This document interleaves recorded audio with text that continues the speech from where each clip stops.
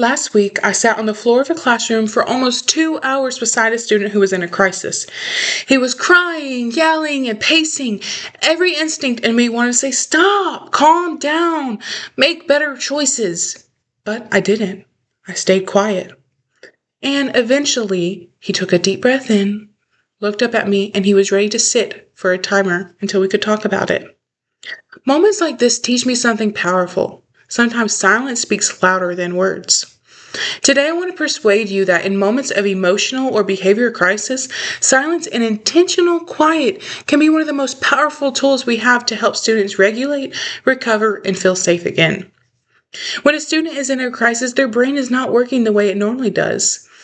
They're in fight, flight, or freeze mode.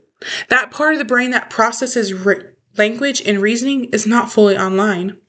So when we say things like, "calm down," or "stop that," it doesn't help. It can actually make things far worse. Our words turn into noise, and that noise can feel overwhelming or even threatening. We have to remember our calm presence communicates safety better than any words ever could. Silence is not doing nothing. It's actually doing something incredibly intentional. When we stay quiet, we give the students space to process. We show them that we're not trying to control them, we're there helping them find their own control. Quiet communicates respect and calm. It gives both the student and the adult a moment to breathe. In trauma-informed and behavior support practices, this is called co-regulation, when one calm nervous system helps another one settle. And you can't do that by talking over the chaos. You have to do it by modeling peace.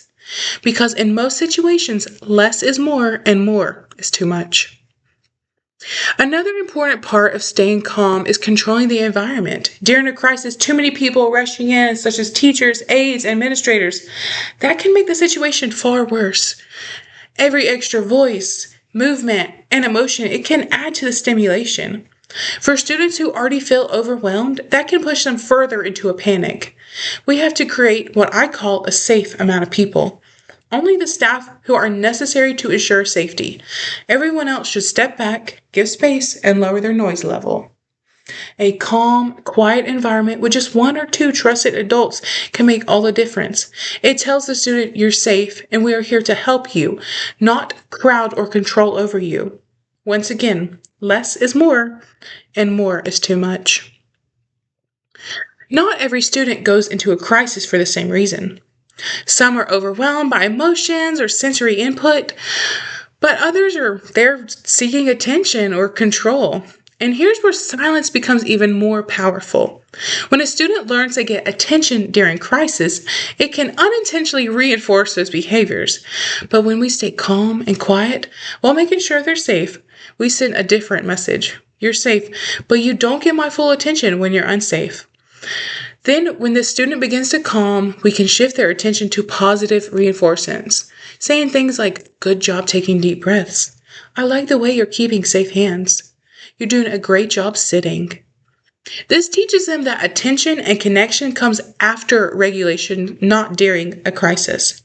Over time, that consistency helps the student learn that calm and safe behavior is what brings positive attention.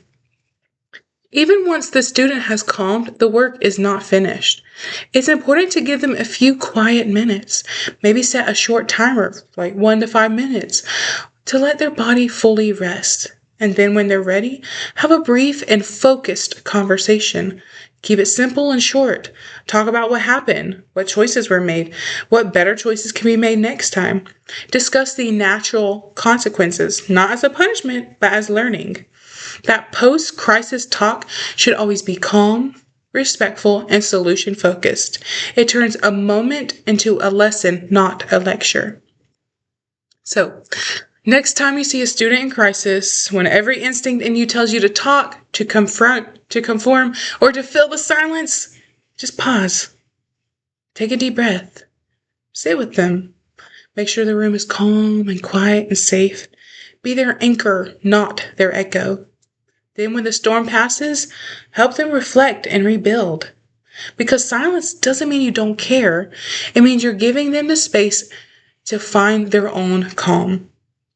And remember, in most situations, less is more and more is too much.